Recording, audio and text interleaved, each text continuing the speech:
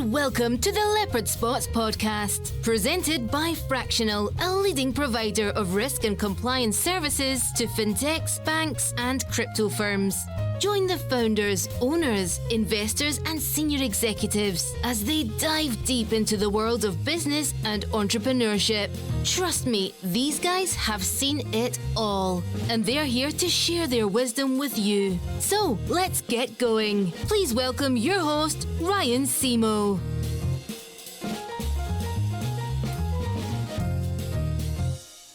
Welcome back to the 2025 edition of the Leopard Spots podcast. I'm your host, Ryan Simo. As always, give us a visit at fractional.co for all your risk and compliance needs.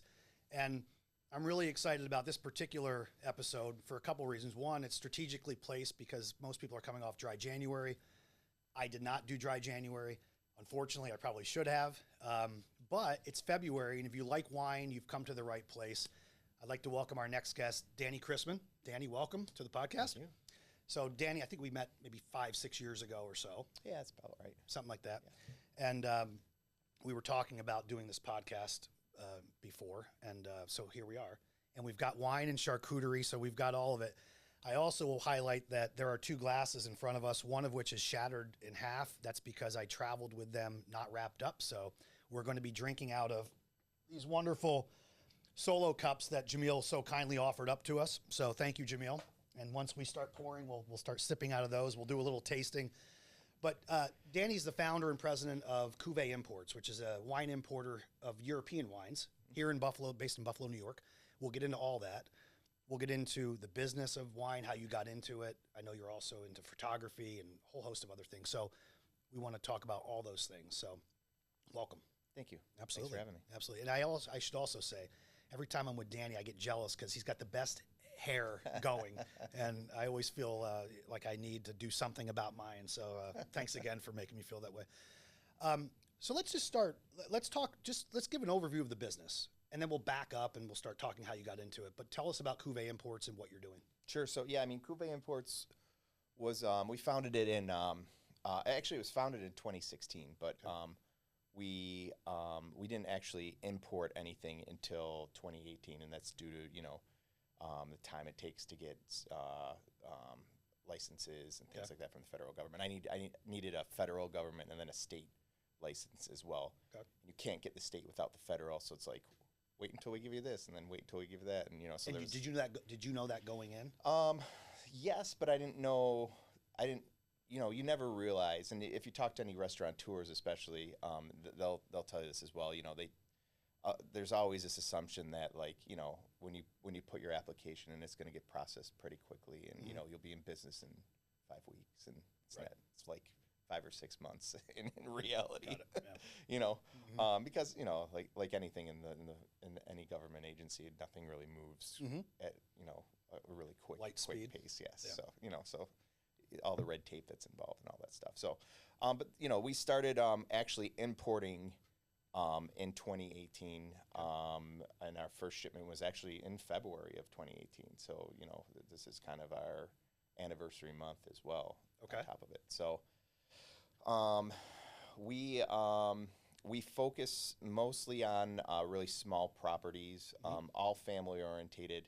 We don't have we have this philosophy where we don't really like to bring in brands that are just brands. They're just there's some kind of corporate entity behind these brands. And I think to that point, not to interrupt you, but I think having had your wines a lot, yeah, they're not brands that you're necessarily going to go and recognize the name. Right. But I think that's the allure of the stuff that you're bringing in. Yeah, sure. Yeah. Okay. Yeah, and I'm more of a broker of families than I am of a broker of wines. You know what I mean? Like every single one of my wineries is generational. So, there's not a single one of them that's like, a bunch of investment bankers that decided they wanted to buy a winery type of thing. And I want to get into that too. I want to get in, not the investment banker side, but right. Obviously how you're finding these family wineries and the process of getting to that, because I think that's probably a very interesting part of the business. Yeah. Good. Yeah. I mean, should I tackle into that now? I mean, yeah, let's talk about not? it. Yeah, because I'm just generally, look, I like to drink wine, obviously. I know enough to be dangerous, but not obviously to the extent that you're at. And I believe, are you a sommelier as well? I am, yeah. You're a sommelier. So, Yeah. I mean, let's talk. So you decided to start the business. You get your licenses and whatnot. Leading up to that, had you already been to Europe to talk to these family wineries, or how did that come about? Or talk us through that. I'd been to Europe, but just, as a vacationer, essentially, not like, I wasn't specifically there looking for any kind of business or any business entities or anything like that. So, I was when I started the business, I was working for Southern Wine and Spirits. They're the nation's largest wine and spirit wholesaler. And I was in management and as a sales rep as well towards the end of it. And I was just a little bit, I was a little bit tired of the, just the whole corporate idea of the business. And, I think there's a lot of pencil pushers in a lot of this industry that just really follow numbers and don't really follow, accounts or the idea that, people care about their product, Right, yeah. So they just kind of at the end of the day see what profit they're making and figure out how to make more profit. So when I started this, I was approached by a friend of mine, Eric Frick. He's my business partner to this day, and we had met each other originally at Buff State. We were both in the photography program at Buff State. Okay. And he had married his girlfriend from college, who was Polish, and they moved back to Europe. They didn't move to Poland, but they moved to France. Okay. And he was living just south of Bordeaux. Tough place to live, huh? I can't remember the name of the town. He says it like a million times, and it goes in one ear, out the other, but just south of Bordeaux. And he when he was there, we were both professional photographers as well at some point in our career. So he was still a photographer, and he was shooting for the Wine Spectator and Decanter. Oh wow! So he was in the wine business, if you will, but tangentially through photography. Absolutely. Oh wow! And I think mostly because of the proximity of where he was living at the time too. So like he's a freelance photographer, so I'm sure he was getting these assignments because you live in Bordeaux. Well, why don't you go to this estate and shoot this winery?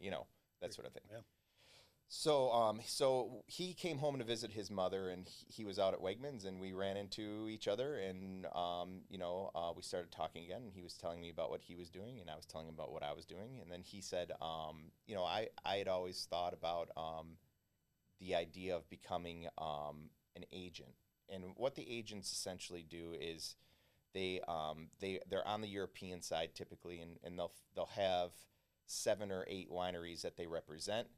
And their job is to solely find importers in other countries. And they're probably paid a commission of some sort. It depends on the structure. Okay. Some of them are paid commission off of the invoices that are received. Okay. Yep. And some of them are like consortiums. So it's like the winery pays I don't know, €20,000 a year or something for this service. I'm just pulling that number, out of nowhere. I don't know if that's what it costs, but so it depends on how they're contracted through the winery. Okay.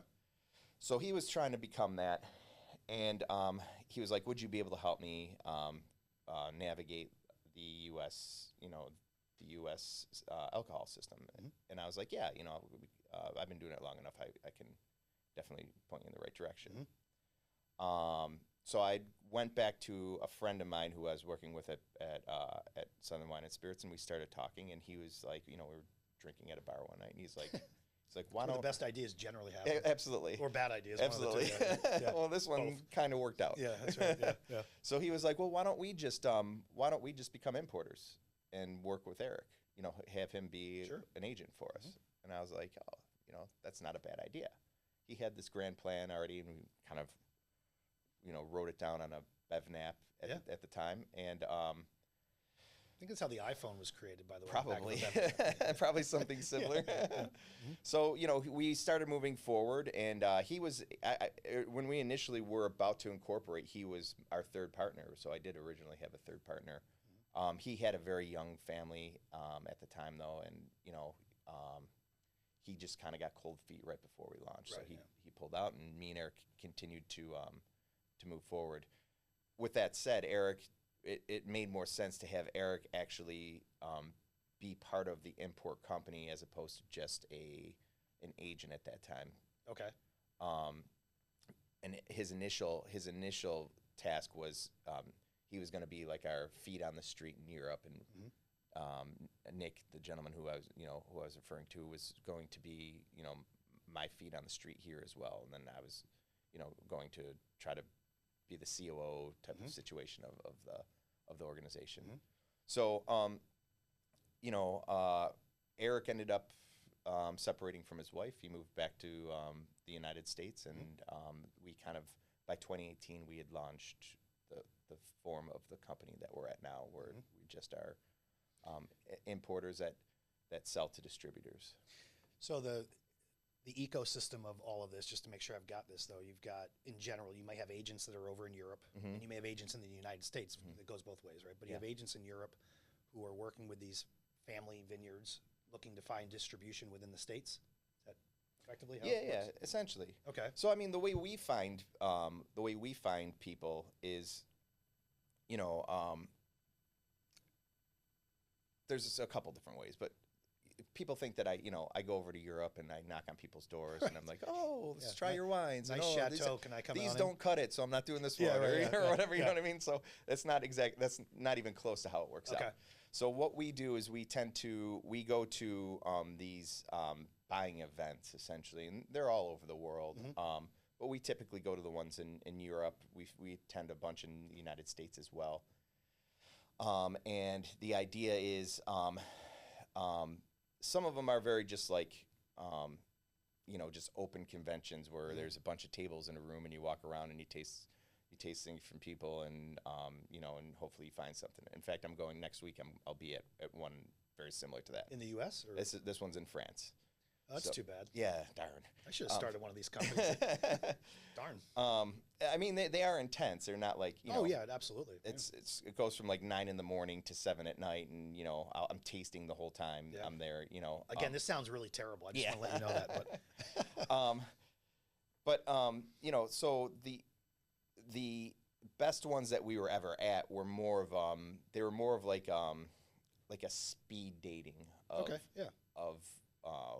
wine world. So what they would do is essentially you'd sign up for this convention, if you will, and they would match you with people, and you'd make appointments with people that you wanted to meet with based on the type of wines that you might be thinking about bringing in. Right. Okay. And they'd be typically at like a hotel. Okay. And so there'd be all these rooms. You'd go up to like floor 5. There's a bunch of people on floor 5, and so you knock on your producer's door. You go in, you sit down. It's a setting similar to what we have here, and you have a quick meet and greet, and then you talk about the product, you talk about the pricing, and then you're on to your next meeting. Which I do want to eventually get to the pricing, because there's parts of the pricing of wine that I can't wrap my head around. Yeah, I'm not talking about the high end prices of wine. I'm talking about the bottles that might be at cost to you or whoever. Right. $7 or $6, and you start to go back through the chain, and you're thinking, how in the hell are they making money on this? Right. So we'll get into that, but love to get your take on that. But anyway, I'm sorry. Keep going. Well, no, and so that's essentially how we find people. Okay. And at first we were just looking for so much different stuff that it was we were just soaking everything we could in. Right. And when we started, we had maybe around 20 wineries that I represented. Oh, okay. I'm up to about 35 now. Wow. And they're obviously would you say it's mostly France? Is it Italy? Is it? I know you've got mostly a lot of France Italians. and Italy. Yeah, those are the two concentrations. Yeah. However, I'm always looking for new areas. When I'm in France next week, I'll be looking for Georgia. Oh, yeah, absolutely, some yeah. Georgian wineries. Possibly Armenia as well. So it's so funny. Lebanon. Yeah, absolutely. I was just talking to somebody, in fact, yesterday, and I was telling them how some of the best wines that I've had from places that you would never think. Mexico has some really interesting wines. Armenia. I believe all grapes effectively spawn from Armenia, don't they? The genealogy of grapes. We'll talk about that for a second. Okay, excellent, perfect. Georgia, Yes. Lebanon. I've had some really good wines from Israel. Yeah. Name of the brand was Dalton, I believe. Absolutely. Yeah. So, and anyway, this person didn't believe me. So now when they watch this, they'll know they'll know who it is. I'm Absolutely. talking And I about. think, like in the past 20 years, the wine industry itself has been very, very open. I mean, consumers, as far as the wine industry is concerned, have been very open to trying things from different places. Sure. I mean, if you think back to like the late 90s, and you told somebody you were drinking wine from Chile, Yeah. they'd be like, Yeah. why? Yeah. Right. But then, it became a thing, so there's Even Malbec down in Argentina, Mendoza really took off, didn't it not? absolutely, yeah. 20 years ago. Yeah. I mean, look at Australia. Australia was like enormous at one point. Now it's kind of tanked a little bit. Yeah, it's interesting They're you say- making they're slowly ticking back up, Yeah. making a bit of a comeback. But that was those things like that are a whole nother conversation, a whole nother problem with the wine industry with overproduction and amassing brands and things like that. Yeah. So consolidation always happens at some point, but. Well, before we jump into the other part of this, I think we should pretend like we're at a consortium and have some of this Valpolicella. But Let's what are we gonna start with? Okay, start with the champagne. champagne. The champagne works for me. In our solo cups, thanks to Jamil, I would say pour it into the broken glass, but that's probably not a good idea. Although if you want to drink out of that glass, feel free. So what are we drinking here? I love it. So, what I love about this too is it's like, have you seen Sideways? I have seen Sideways. So like this gives me like the Sideways Absolutely, vibes where he it does. pours his Cheers, by the way. Bordeaux in the glass at the end and Absolutely. eats the burger. It's good. So Blanc de Blanc, 100% Chardonnay. This is a newer producer. I found them last year in Germany when I was there. No, that's not true. I found them in Chicago. I stand corrected. Okay. All estate fruit, all organically produced, small. It's what in the industry they call a grower champagne. Okay. Meaning, in Champagne, things are traded like a commodity. So like the big houses like Veuve Clicquot, yes, they have some production of their own, but for the most part, they're buying product or grapes from other producers and making wine out of that. This is just from a single winery, a single estate. So Gotcha. Everything is completely controlled within the bottle. And so when they say estate wines, it's exactly what you just said. They're not bringing grapes in from other places. Correct. It's all there. Yep. And Yeah. I assume there's probably regulation around being able to say estate or not, much like there is to say Napa or not. Every country has its own law, but on top of that, every sub-region, especially in Europe, when you talk about, the laws in Champagne are a lot different than the laws in Bordeaux, and the laws in Tuscany are a lot different than the laws in Puglia. Yep. So there's different, depending on where you're making this wine, there's different things that are required into the labeling of wine. That's why the labeling's really important on the European side. Let me ask you this. I know we're bouncing around, which is great because this is kind of the whole point of this. I mentioned the economics of wine, and I want to talk about it just from the most base perspective, which is you're obviously at these events. How many people along the way, before it gets to you, take a cut, if you will? I say take a cut, but let's say you're talking to a wine owner, a vineyard owner, family. They're giving you a price, right? They're saying, I will sell you this for whatever, $3 a bottle, $4 a bottle, whatever it may be. Yeah. There must be a price that you have in your head that says, okay, they're going to sell it to me for this. I know I can mark it up by this. And then you're going to sell it to a distributor. Yeah. Distributor's going to sell it to somebody else. I mean, how many people are in that chain generally? Well, that is always a challenge of the alcohol business in the United States, and that's one of the things that again I had to teach Eric when he first came into the business.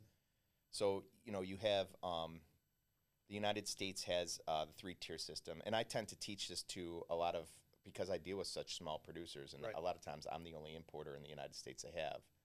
I have to teach them the idea of the 3-tier system as well. So yes, I pay let's say this is not €4, but let's just say it's €4 because you said €4, and we'll just stick with that number.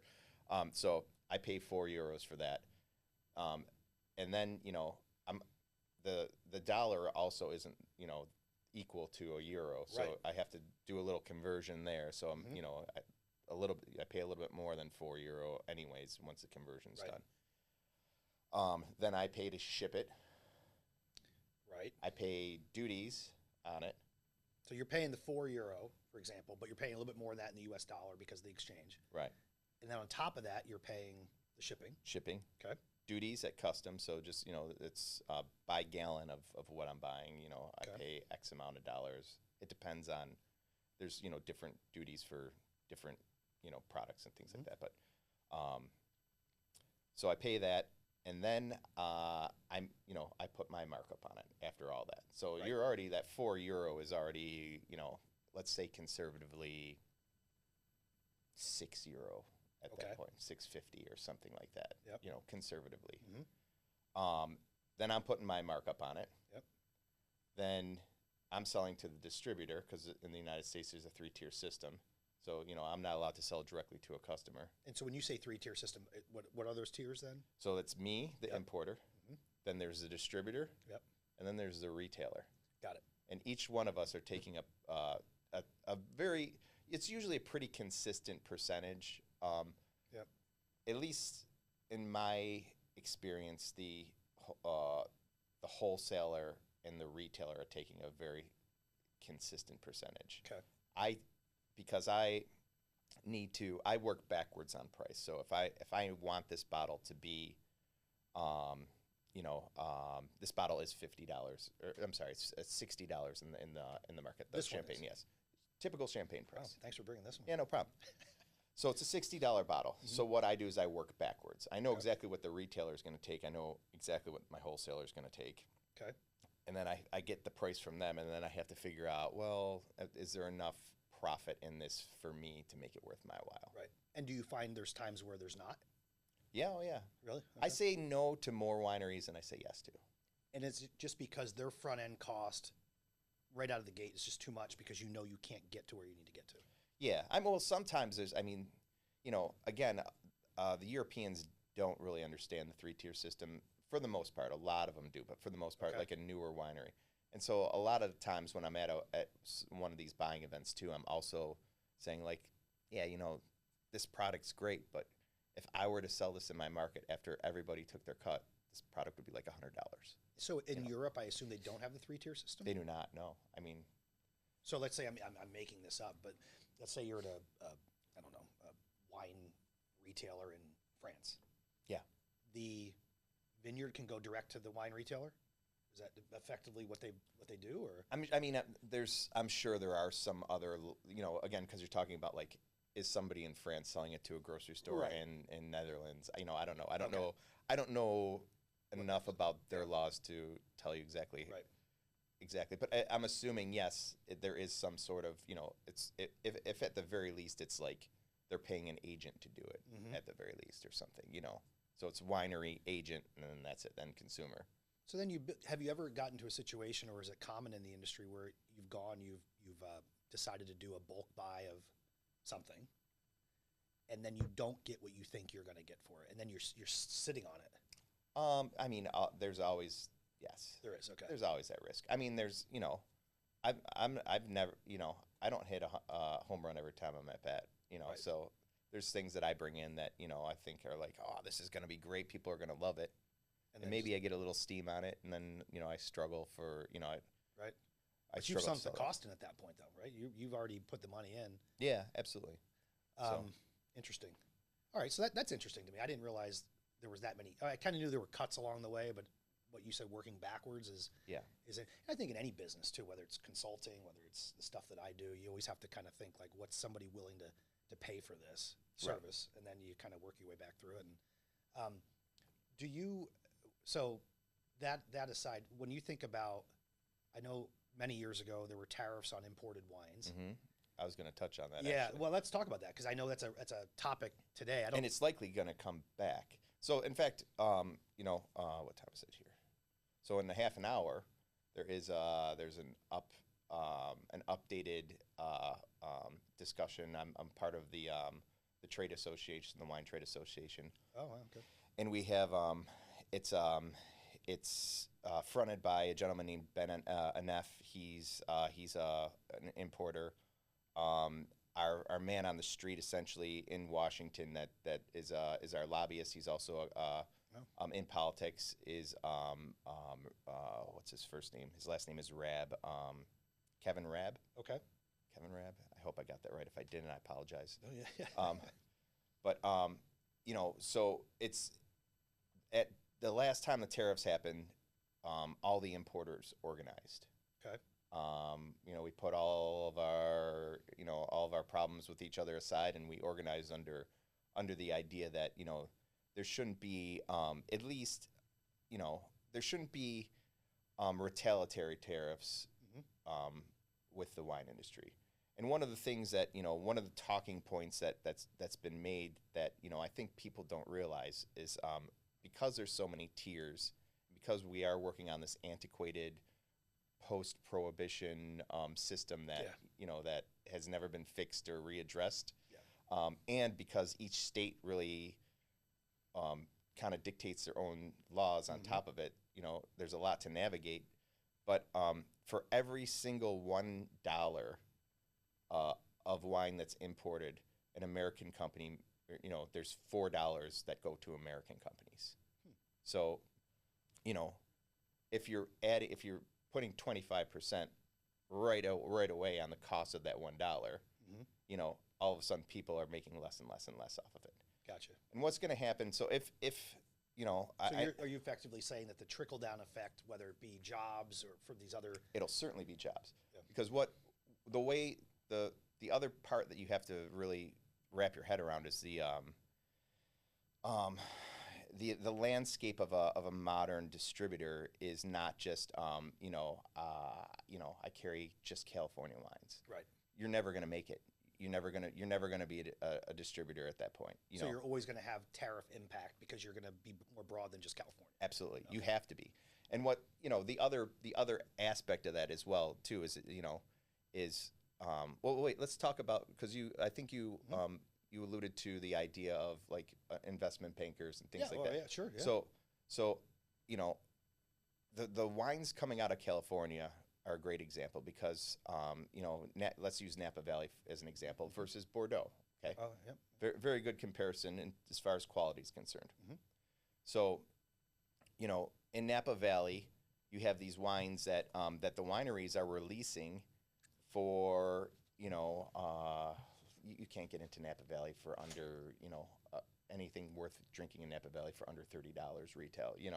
There's right. Well, we can get into that. I don't. Right. I'm not a huge fan of Napa cabs anymore, but yeah. But still, they exist. But the idea is that for an acre of land in Napa Valley, you're $1 million plus for a single acre. Okay. Just to purchase it. Okay. So the investment in the winery is already behind. I just listened to a podcast by with the gentleman who owns Silver Oak. Oh, sure. And he threw out a statistic that I thought was kind of cool. And he said, as a winery owner, don't expect to make any money. Don't expect to get out into the black until year 20. Year 20? 20. Yeah. And he said, we made it into the black right around that time. Wow. They started in like the 70s, I think. Yeah. Late 70s. But when you go to Bordeaux, for instance, you can get a bottle of Bordeaux that's reasonably priced and tastes great. The equivalent of like let's say a $25, $30 Napa. You can buy it in Europe, right, for €15. Yeah, which is great. And the reason that is in most cases, and this isn't every case, but in most cases, you have these generational farmers.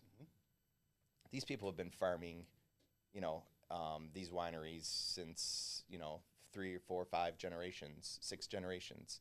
So that land's already paid off. That 20 years is already gone on their side. I see what you're saying. Yeah, obviously, yeah. So if you're paying $1 million in Napa for an acre, obviously, unless you're flush with cash, you're financing it, and then you're the debt service, and yeah. Even then, I mean, you know, you have to charge $50 for your bottle of wine at that point. If you're, you know, if you only have like Sure, if you only have yeah. 15 acres of land, And it better be good, absolutely, or else you're not getting $50. absolutely. And I mean, that's all part of it too. I mean, you know, you can't put out a product that's going to be subpar and look cheap. And you know, so you're gonna need upgraded package. You're gonna need upgraded glass. You're gonna need a tasting room. You're gonna need great marketing. You're gonna need all these things. So all of a sudden, your $2 million, $3 million investment of 3 acres, Right. is, you know, which is a really small winery, is, you know, you're over $100 a bottle at that point. So is this where the investment bankers and such come in, private equity firms come in, they're starting to buy these things up? I think so. I think that's what happened in Napa for sure. Napa, you know. Post, I would say 2005-ish, you know, I think a lot of these old families that bought in the 70s just started getting gobbled up by, you know, bigger companies or gobbled up by investment Venture firms. capital, Yeah, yeah. venture capitalists. Interesting. essentially. So I guess the net part of the story is then that tariffs have an impact, obviously, on the wine industry. Sure. And even on the United States side, I mean, there's not a glass producer anywhere in the United States. Most of the paper that's produced comes out of like Canada or somewhere else. Sure, yeah. So, you know, you're talking about a final product. Cork, good luck. It all comes from Europe. There's not a single cork producer in the Western Hemisphere. Well, that's why a lot of them are going to screw tops now, right? 'Cause Even there's that. a cork shortage. Those And you aren't, can't those Stelvins aren't produced here. really. No, not at all. Huh? Interesting. Maybe it's a business idea. Start producing them. There's a cork shortage. Right, cork. I didn't know that. I think I might be right on this one. Cork doesn't regenerate. There's not an unlimited supply of cork. When it's gone, it's gone. I mean, it does regenerate. It just takes Forever. time to regenerate. Yes. Gotcha. Yeah. Okay. Yeah. That's hence the screw tops. Well, I mean, there's 2 reasons for this for the screw cap. Number one is yes, cork at one point there was a shortage, but now it's not. A lot of times now they'll use recycled cork. So what they'll do is they'll take, you know, cork product and they'll, you know, mash it up and glue it together for like a cork. Okay. Like this one is a great example. You can see it. Don't break the glass. You can see it in the champagne glass. Oh yeah. Okay. Yeah. You know what I mean? It's not like they're not plugging that thing out of a tree and, you know, Yeah. and then putting it in the bottle. It's like there's glue and other things in there to keep that cork together. So, okay, so that's the tariff story, which makes a lot of sense to me. We've talked about the economics of wine, where everybody takes their cut, the 3-tier. I'm from Pennsylvania. I was born and raised in Pennsylvania. Probably the most archaic liquor system in America. And I think I have this right. The number one buyer of wine in the world, I believe, is the state of Pennsylvania. No. Oh, it's not? No. Oh, geez, okay. LCBO, Toronto. Oh, Toronto. Yeah. Oh, wow, okay, interesting. Yeah, the biggest Oh, yeah, I didn't think about that. 'Cause biggest that's wine all buyer in the world. Toronto. Maybe Pennsylvania's second. Who knows? Yeah. But Maybe. Possibly. yeah, because Pennsylvania always. I mean, you can't. You have to buy it at a state store. Correct. Let me ask you this: there's a big push here in New York State. And I'm sure other states have similar. Right now in New York State, for example, I know in other states too, you can't buy wine in grocery stores. That's now a big thing. It's being talked about. What's your take on that?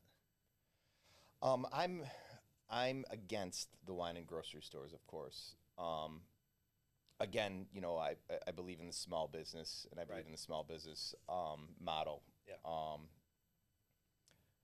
I see both sides of the argument, but I'm not convinced by any of the arguments that are out there on why it would be better to have wine in a grocery store than having it at a liquor store. Is that because your perspective on that? Is that because you've got, let's say, a large grocery store chain, Wegmans or whatever it may be?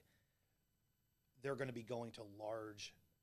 They're going to be looking for big volume from a distributor. Well, yeah. I mean, you definitely are getting less selection without any doubt. Right. You know, I mean, I don't know if you've ever, like, I mean, even just drive over to Ohio, you know, and you can see, or Pennsylvania, I think it's in the grocery stores too. Yeah. You know, check the selection of your local liquor store and then go to, you know, to one of those grocery stores and, It's true. You're talking about just mass-produced bulk wine, essentially, for the most part. There's some, there's gems everywhere, of course. There's exceptions to every rule. Let's pour the next one, whatever you're thinking, because then I have a question about California wine specifically. Okay. I just feel like, and maybe I'm wrong on this, you have a better palate than I do, but it seems like, and by the way, what are we drinking here? This is Beaujolais. Oh, I like Beaujolais. Okay. Yeah, And we'll link to all these in the show notes, these particular wines and where people can get them. And so Beaujolais, tell us, it's a French wine? French wine. The reason I brought this today, and I opened this yesterday, that's why I didn't have to pop the cork, but It's good. I was showing this to customers yesterday. Absolutely. Beaujolais is one of my favorite regions to talk about because it's the Gamay grape, and there's 10 different crus within Beaujolais that produce better Gamay than the rest of Beaujolais itself. So if you had the opportunity to taste these 10 crus, all together, even though it's the same varietal, all typically fermented the same way, typically grown the same way, it's very different from one cru to the next, and it just shows the complexity of what happens when you mess around with altitude, soil content, microclimates, things like that. So it's just a great example of how grapes are really wine is really an expression of where they come from versus just the varietal itself. Well, that's a good segue into, we were talking earlier about Armenia and Georgia, and I mentioned I thought every grape genealogy came from Armenia, but not the case. Well, I don't know. So the reason I said that is the last show I was at was in New York City, Vine Expo, New York, and I was actively at that time also still looking for Georgian and Armenian wine, and they had these pavilions next to one another, and it was just kind of funny that one would claim that they were the inventors of wine essentially, and then Armenia would say that, and Georgia would say that, and I think the whole I guess I don't know the history entirely about it, but I think it was a Sumerian empire at 6,000 BC anyways. Oh, geez. So, I mean, I have a feeling both Georgia and Armenia were within that empire. So they were, pretty much the same country at that point. But so regardless of which country it was at the time, but isn't it true that every grape traces back to some way or another to that area? Like, in other words, they planted grapes in Napa. Yeah, I mean, it's the first record of human. It's the first human record of it happening. But let's face it. That's what I love about wine is that if you were to just stomp on a bunch of grapes, get some juice out of them, leave them in a cup outside for a couple days, it would start to ferment because there's yeast everywhere. There's yeast, in the air.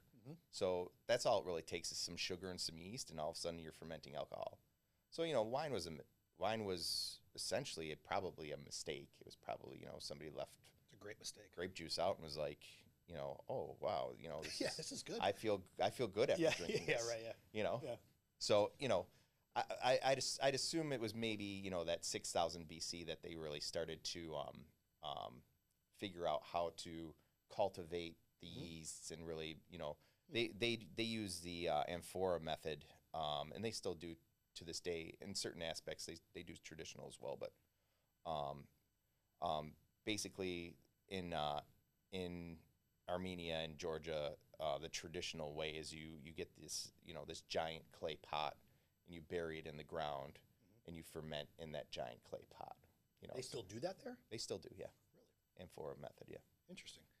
Yeah. Let's talk about Napa real quick, because I'm assuming most people, there's something about those wines, it seems, over the last, 15 years, they've almost become too jammy, too sugary, they almost seem like they're manipulated in a way that for the mass market. Now, granted, if you go up the chain, whether you're doing a Silver Oak or something, probably a little bit better, but sure. But these mass market type wines out of Napa just strike me as completely overproduced. Is that a thing, or am I just thinking this? I mean, yeah. So part of the problems part of the problem with American winemaking is that there's not much. There's regulation. There's government regulation on alcohol, obviously, but there's not regulation as much as what you're allowed to grow or yields you're allowed to grow, or Okay.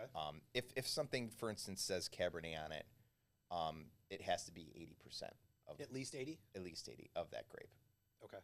But it could be 20% of something else, whatever at that point. Right. Whatever you're growing behind your shed, you can throw in there, Can you call it you're not required, well, this question actually, are you required to put the grape breakdown on labels? Because I see sometimes you don't see that. as long as it's 80%, no. Oh, so if it's 80, you're good to go. You It- could have 20% Syrah in there, but you're not going to call Yeah, it that. you're calling it Cabernet or Merlot or whatever the Interesting. I main didn't know that. varietal is. Yeah. Wow. Yeah.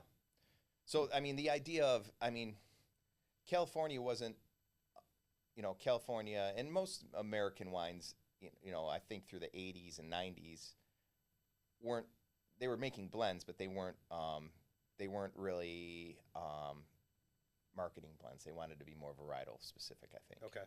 Okay. So, I think that methodology still stands. But the best wines that really come out of any winery, West Coast and East Coast or wherever in the United States, are the field blends that the winemakers are making. So, when you say field blends, they're just what?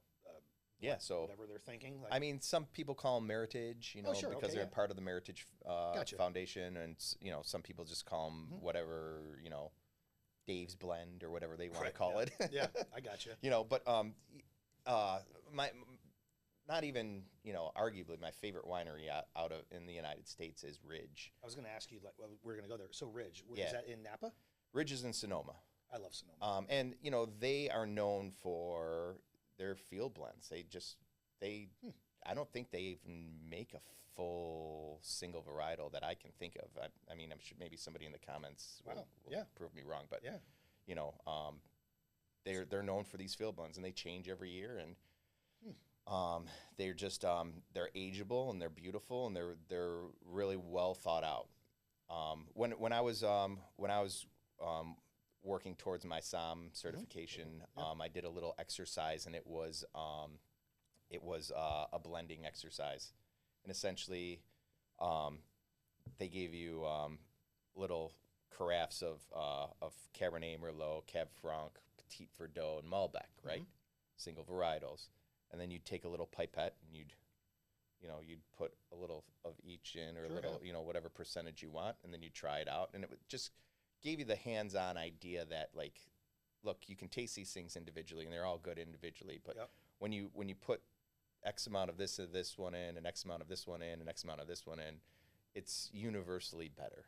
Yeah, right. It's kind of like when I was in grade school at lunch, I would mix all my food together. Yeah. But they didn't like that. Right. Maybe it didn't have the same impact. Right. So you name your favorite winery In the United States. in the United States. Yes, of course. What's your favorite wine? Well, let me back up.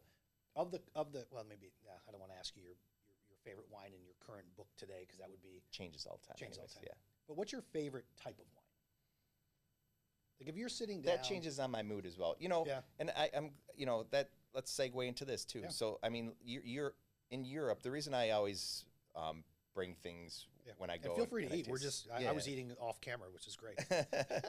The reason I bring things with me when I tend to do stuff like this, or even when I'm going to bigger tastings, I'll often, if I'm opening 20 bottles of wine for somebody, Sure. I'll bring a spread with me. Yeah. And the idea is, in Europe, wine is really viewed as an extension of the meal. It's not really, it's a beverage also, but you don't typically, other than like maybe siesta in the middle of the afternoon, Right. you don't typically get people just like, sipping on wine at their leisure without some sort of food to accompany it. Right.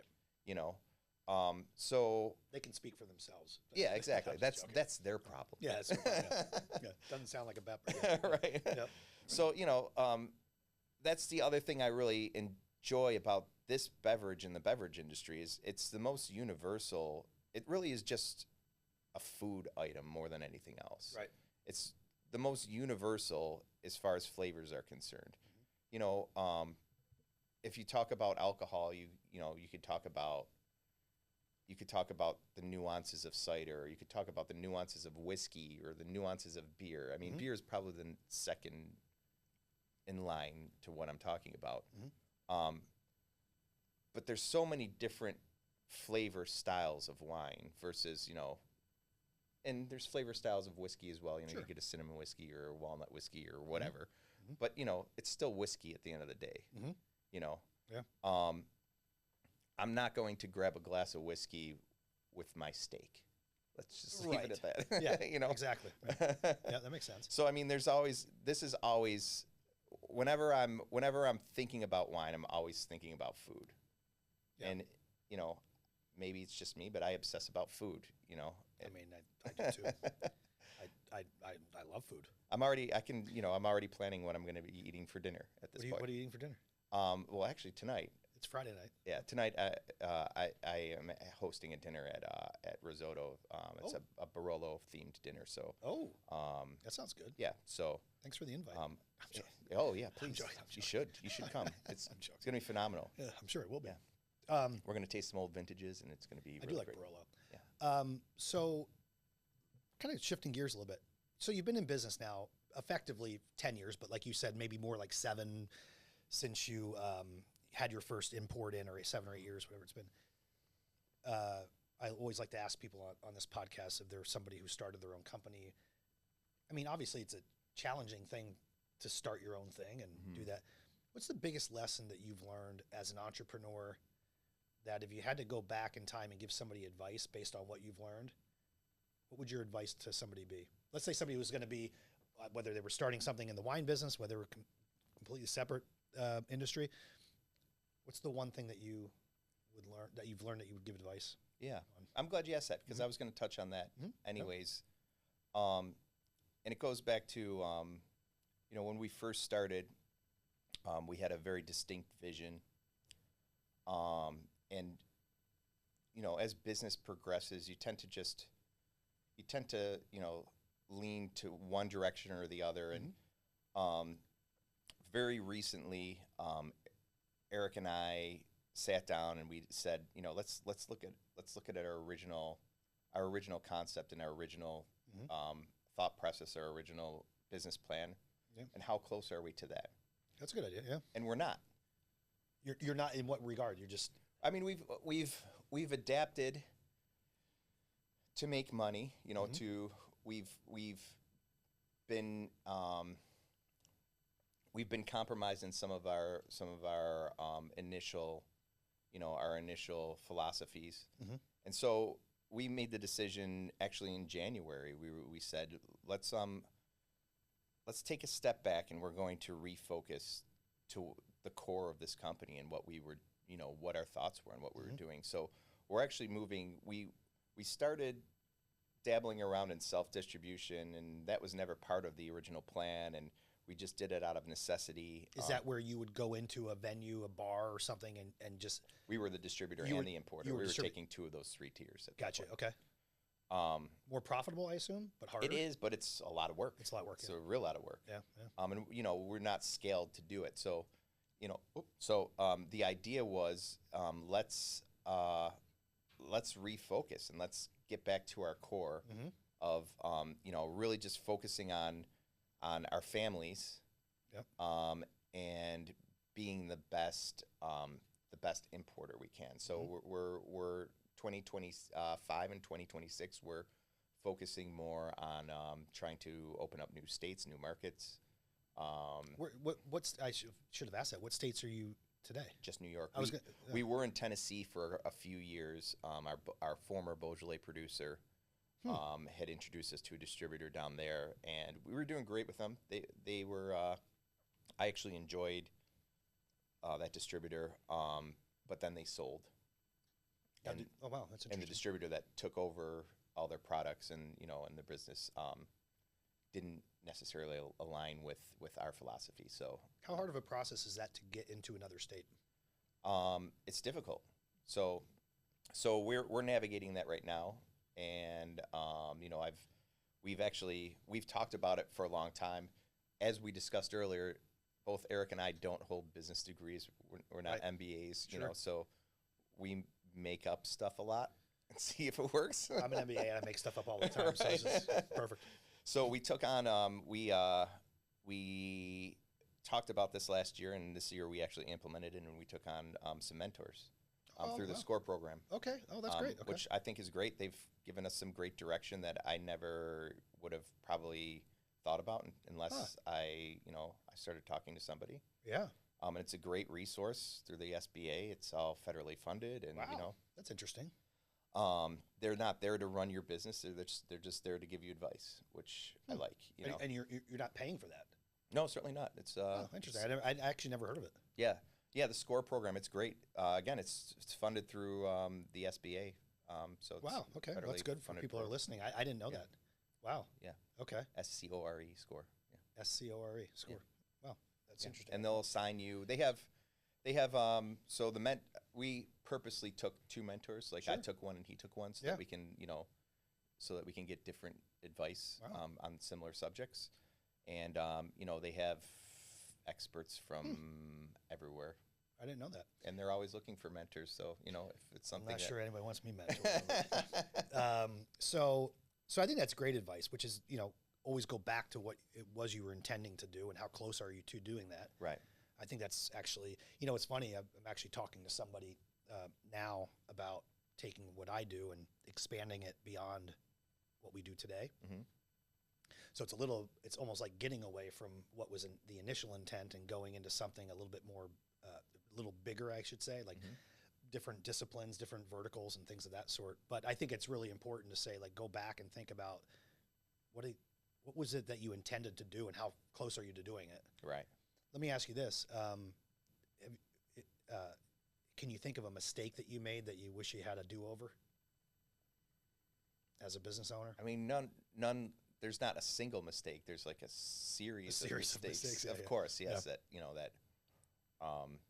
That I wish I would have done things differently. But that's the problem with mistakes. I mean, you have to learn from them, but there's no fixing them really. It's just you just have to. Is there one that you point wallow in your consequences? Essentially, at that point. Yeah. Is there one that you point to that you would say, this one really got me? I don't really have a very specific example of that. I mean, I make mistakes all the time. Yeah. I haven't made any yet, but that's nice. That's nice. Yeah. I need a little of that luck. Yeah. No, believe me, I don't. I'm kidding. But okay, so let me pivot back and let's go to the last wine. Yeah, we're doing that. This is Valpolicella. Yeah. So this is a special bottle I brought today too. Okay. Well, then you know what?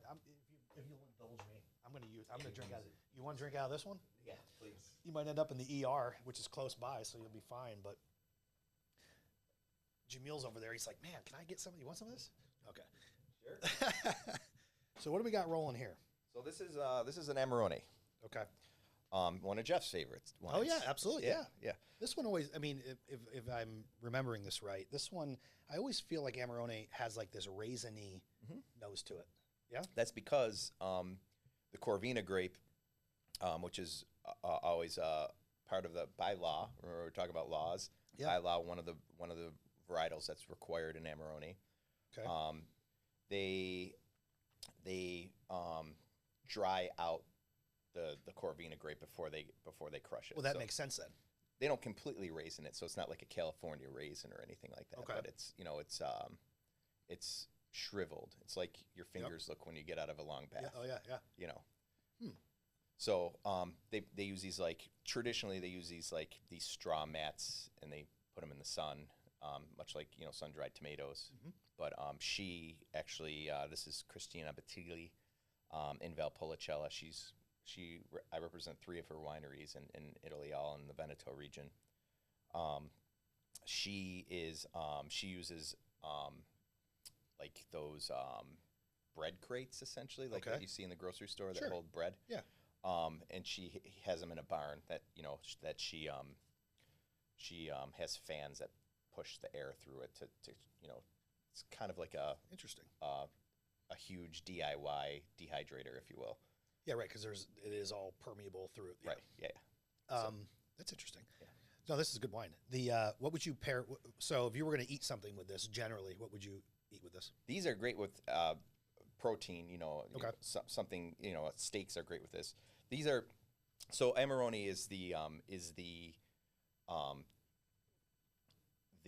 one of the most sought after wines in Italy. So there's Barolo that collectors collect. There's Brunello di Montalcino that collectors collect, and then there's Amarone essentially. There's others now, but like if we take wine back to like the 80s again, you're talking about three big styles that collectors really looked to buy. And so this is her Reserva. I don't even bring the Reserva over. She sent me this bottle as a gift. I thought it would be appropriate to open it today. So I do carry her regular Amarone, but not her Reserva. So this sees some extra time in oak before she releases it. We're drinking the 2011 vintage right now. This is 2011? Yes. Oh, wow. This is good. Yeah. 2011 was a good year. Yeah. Let me ask you this. I was reading a lot over the last few weeks. There's been articles about how there's just been this trend away from people drinking, going to mocktails or whatever. And as a result, the wine industry is figuring out ways to reduce the alcohol content in wines.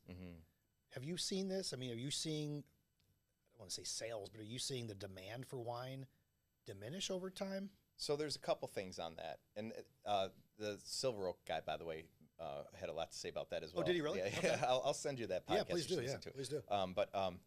He so there's a few things I want to say about that. So the seltzer industry has kind of cut into wine consumption for some of the younger generations. Sure. But before Gen X generations, I should say. I still am not completely convinced that the seltzer boom is here to stay. Okay. And, again, I'm sure I'll get some comments down below saying I'm wrong on this, but, good seltzer's okay. It's also, a new category, and, when any pushback I get on that, I just remind people, hey, remember when you used to drink Bartles and James? Oh my gosh. And that was a thing. Like, show me a wine cooler today. Like, yeah, there really aren't any. There aren't. So I have a feeling, and this is just a gut feeling, and I could be completely wrong. As we discussed, I'm wrong about a lot of things. Yeah. I have a feeling the seltzer industry isn't going to really, 2030, the seltzer industry may not be around. I don't know. I don't know if it'll that quickly, but it's it's the hot thing right now. It's I think it's because of calorie intake, lower alcohol. Yeah. This like I want to get away from the 15% or 14% or whatever the case is into something. But then there's always that like concern, like, hey, the 20-somethings aren't really drinking wine. Right. But the argument I always have on that as well is that, every person that I ever interacted in my 20s, I can probably count on one hand those people that drink wine in my 20s. Like, yeah, it's true. The wine industry really thrives in that 30-plus demographic anyways. Or, I would even dare say 35-plus demographic. Yeah. When people, to go back to our conversation about food, when people really start caring about the food they eat is usually when they start caring about what's in their glass as well. That's a good point. That's true. Yeah. You'll never find me at McDonald's, but in my 20s, sure. Yeah, I eat McDonald's. I mean, look, there's a breakfast burrito. There's a case to be made. Sure. They're pretty good. Don't get me wrong. I like the occasional egg McMuffin. I'm not. So you might find me occasionally at McDonald's, but you get what I'm saying. I know exactly what you're saying. Yeah. Well, you just got me hungry for McDonald's. Right. But no, I think you're absolutely right. But it's interesting that's that trend. What would you also say, is there any trends that you're seeing in terms of the types of wines people are drinking? In other words, are people getting away from Napa cabs? Because that's obviously very popular. It's like almost like wherever you go in the States, it's that seems to be, if they're just going to have a limited wine list, that's what it is. Yeah, well, I think the whole idea of capturing that like 30-year-old or between 30 and 35-year-old is really just finding a common ground on their lifestyle. Right. And I know that's the hardest part of marketing. And before this podcast started, we talked about social media and how I suck at it entirely. No, I'm right with you. But that's because of I'm Gen X, and social media wasn't around when I was a teenager. So everything I learned about when I was in my 30s or early 40s. And you know what else wasn't around? Was DoorDash. And today I got a text from my daughter saying, can you DoorDash me Starbucks? I said, you're at school, aren't you? Right. She says, yes. I'm like, I'm not DoorDashing you Starbucks at school. But then I ended up doing it, which was stupid. But anyway, I digress. I mean, there's some great things, like, as far as that's concerned, even business models. Like, the restaurant business model is antiquated. There's a huge failure rate in restaurants. But, our restaurant's going to go away? Never. They'll never go away. It's just how the model is. So a great example of that, I'm friends with Nick Catrides. He was the former owner of Uncle Jumbo's vodka. And Toro and Fairdy's and all those mainstays back in the 90s. Yep. So he got out of the vodka business and decided he wanted to get back in the restaurant business. And one of his ideas is that he noticed the shift of people actually sitting in restaurants and eating. And he said, I want to capitalize on this food delivery system. And he said this when? He said this, this is probably 5 years ago now. Okay, so he was, So, he was a little ahead of the trend on that. Yeah. He started Cluck Cluck Moo Moo with a business partner. Oh, yeah. And that's their whole model is that, there's, in most locations, I think that they're opening a new location that has a little bit more seating area, but in most of the locations that they have, I think they have 3 locations now. It's just, there's a counter that you can eat it at, and that's it. There's like 6 seats in the whole place. Yep. And the rest of his business is all 100% just being driven. And maybe that's the answer to getting that, 30-something to start looking at wine a little bit more closely is figuring out some kind of legislation on delivery service and things like that. I know they do it. Yeah. Again, because there's so many different states and so many different laws per state. Yeah. I'm not sure it's a 50-state thing. Yeah. But in New York State, it's a possibility. So with the time that we've got left, there's just kind of bounce around two things. I'm going to do one more glass of one thing. Can I do Beaujolais? I'm going to do a little Beaujolais. Help yourself. So canned wine. Yeah. Canned wine, I mean, they've gotten very good. Yes.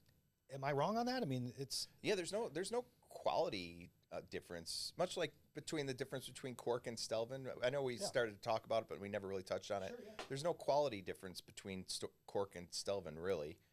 Other than, actually Stelvin is better because it doesn't, there's no corkage. It doesn't allow air to go in it. Right. It's like a little exactly. space-age piece of plastic that prevents spoilage. But it's almost like, it kind of reminds me of like golf.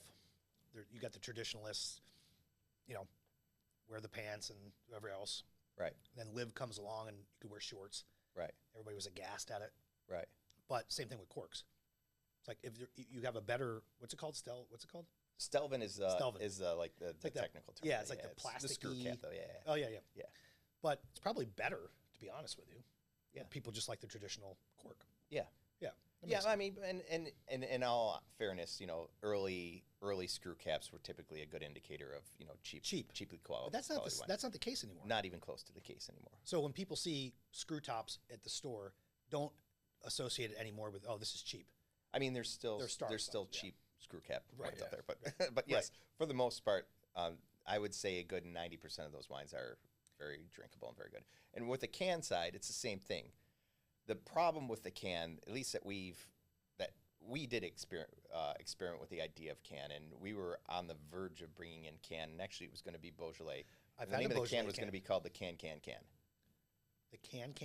Yeah, because it can, the can dance. I mean, I love it. The can. It's pretty catchy. And I think somebody eventually took our idea, and there is a can in the market now. But with that being said, the reason I stepped away from the can, number one, was just getting my producers to produce in a can was problematic in its own right. Right. Because it's a completely different bottling, packaging line that they would need to invest in. The second part, though, is I think the consumer still looks at the can much like they look at like a seltzer. Or a box wine. I wish they would look at it like a box wine. Oh, okay. I think it's more perceived as like a seltzer. And the reason I say that, and as far as consumption's concerned. Yeah. So, a can is half a bottle. Yeah, well, I found that out the hard way one time with So a you friend of mine. throw 6 cans Yeah, back, now and you're you're like, like, whoa, oh yeah, man, what I just just happened? drank 3 bottles of wine. Yeah, I know. That happened to me. Right. A friend of mine, Frank Ewing, who was on this podcast not that long ago, he and I were at it's called Porch Fest. It's in Buffalo. You go Yeah, around, Porch there's Fest. bands outside. Or whatever. Yeah, it's great. And I think I had brought some rosé cans. Yeah. Summer. Yeah. You're about 20 minutes in, you're like, whoa, what in the world? Right. And then you realize a can is half a bottle. Right. Yeah. It's crazy. Yeah. It's So- nuts. And no, I don't think people. No. If you look on some of the ones that are out in the market, like I know Dark Horse has one that I looked at, and it has it on the back. It tells you. It tells you it's equal to Yeah. this amount of glasses of wine. But again, I don't think people are even like, No. oh, look at that. It's kind of like those warning labels you get on the extension cords on stuff. Right. Gives you reads you the riot act, but you don't read them. Could we talk about that for Please, just let's one do it. second? Yeah, too? let's do So, talk whatever we I want. mean, so the Surgeon General stuff that's coming out too, and the warning label idea. Oh yeah, right. Talk about that. So there was a great study that it was based on cigarettes too, Okay. and what they found that after surveys that were done after they started putting the cancer warnings on cigarette boxes, the consumption of cigarettes didn't actually go down at all. I believe It it. actually increased. Well, that's interesting. Yeah. Well, I mean, they were addicted, so they probably kept doing it. Still, yeah. I mean, so And then somebody's looking for the trouble. whole they're like, "I'll idea of just do it." putting that legislation in place it's not only proactive, but it's unnecessary. It's just an added Yeah. thing that that I have to submit to the government to even get a product on the market. Because your labels have to be approved. I'll need to get it approved by the U.S. Government. And so if they made you put this Surgeon General's warning on any label, The Surgeon General warning is I should say the Surgeon General warning already is on it for this product. interesting. I didn't know that. So I mean, government warning. Oh, the government warning on the back. Yeah, So, yeah. Don't drink this if you're pregnant. Right.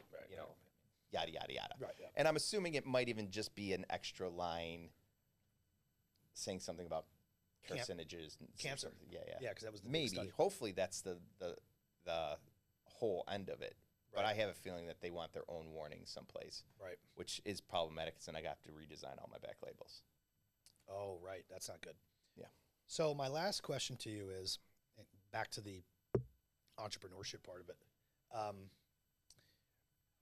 When you think about the next, I don't know, 5 years, 10 years, 2 years, whatever you're thinking ahead, you talked about recalibrating what you're doing, getting back to the core of what your business was about.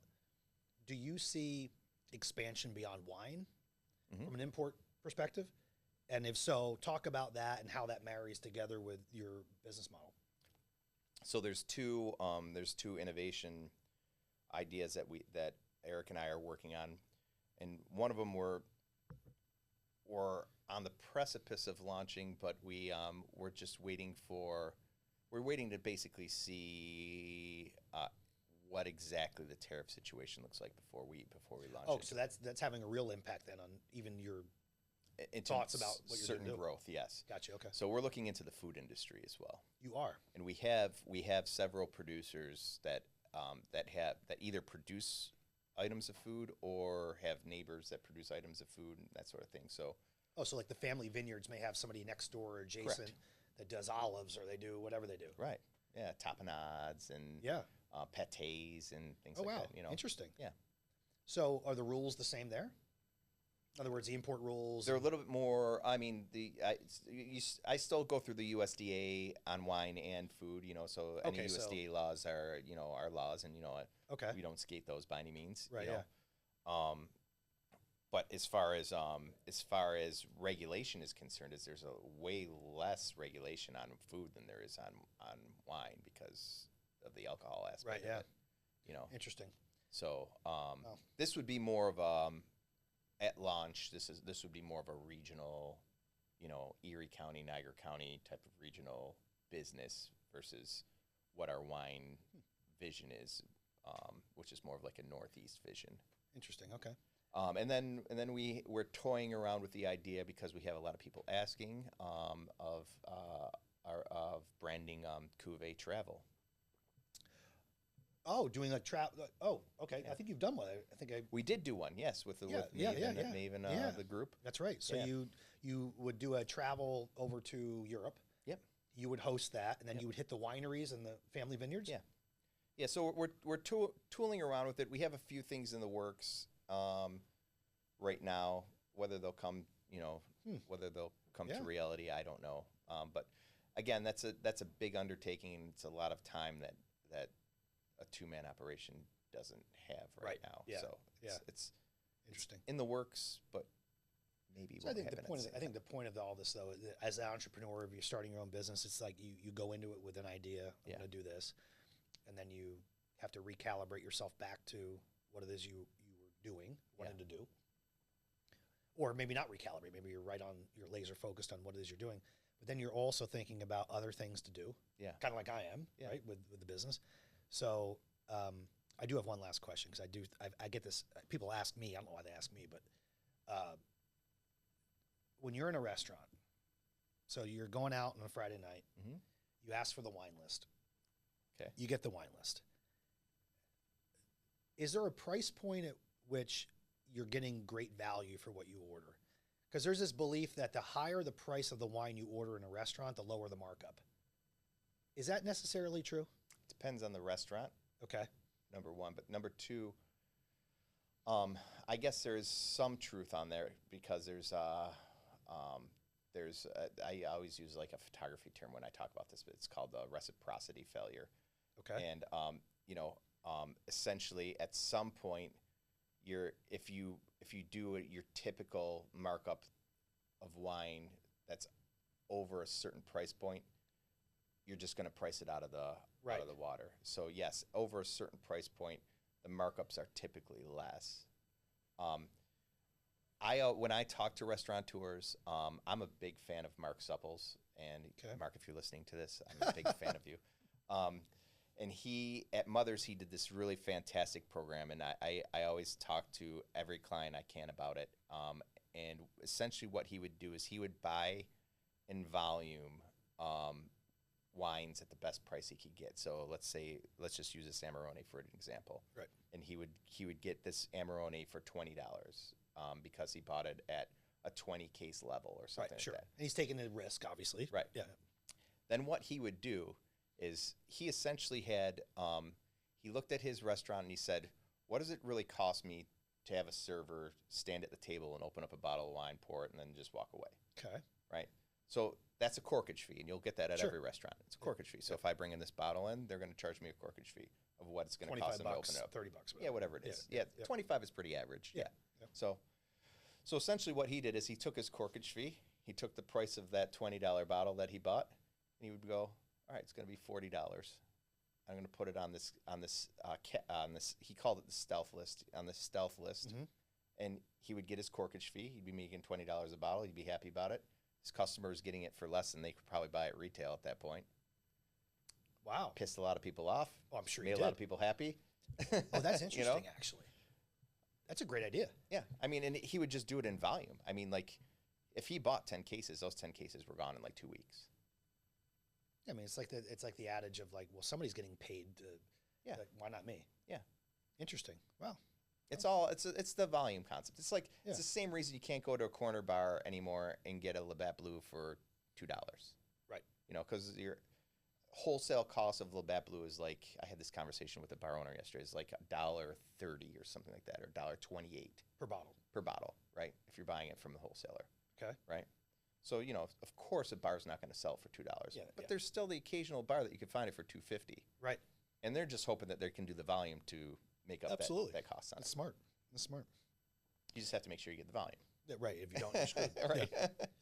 Well, Danny, this has been great. The wine's been great. The food's been great. I know I've ate more of it than you did because you were talking, and that's the best part about being a host on this thing. But I do want to thank you for joining today, and love the advice. I think it's great advice. And I'm looking forward to seeing what you are doing with food and everything else and travel and all the other good stuff. And I'll obviously be seeing you around. Of course. So absolutely. Excellent. Thanks for joining. Thanks. Cheers. Appreciate it. Thank you. Cheers. Yeah. Cheers.